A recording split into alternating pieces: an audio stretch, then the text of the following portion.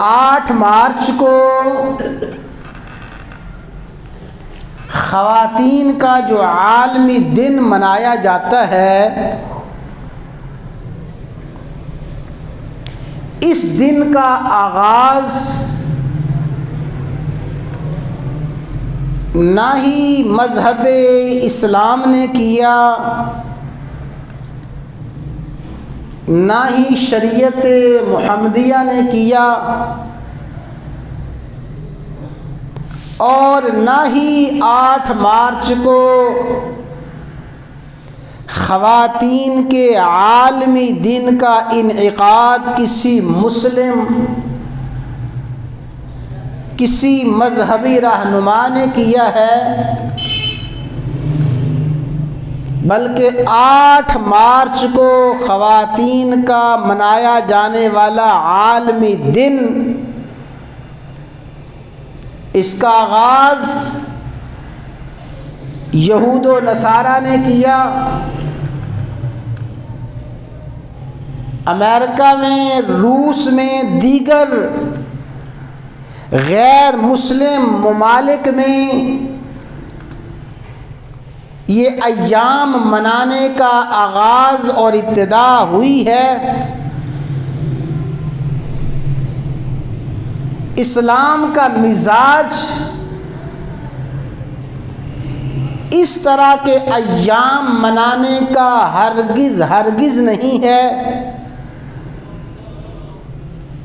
کہ کبھی مزدوروں کا نام لے کر یوم مزدور منایا جائے،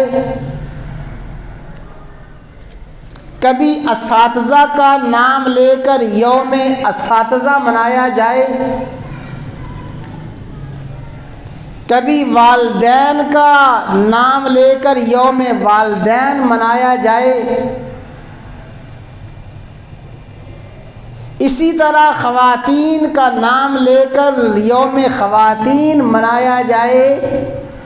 یہ ایام منانے کا مزاج اسلام کا نہیں ہے،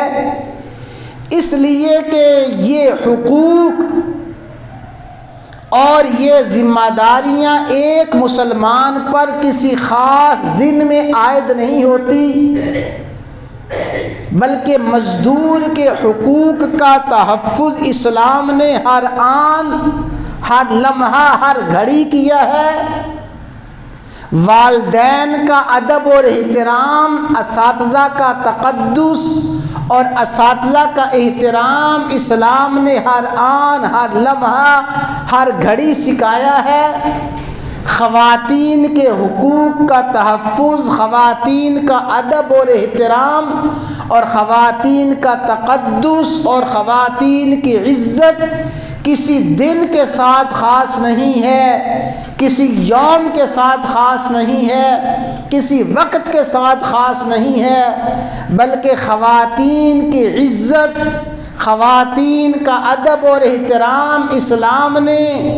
زندگی کے ایک ایک موڑ پہ سکھایا ہے،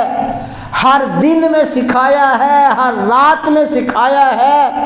تو جو مذہب حقوق کا تحفظ ہر آن، ہر لمحہ کرنے والا ہو، وہ مذہب کوئی خاص ایام منا کے ان حقوق کے تحفظ کا، ان حقوق کا تحفظ نہیں کرتا، بلکہ اسلام تو ہر لمحہ حقوق کے تحفظ کی بات کرتا ہے۔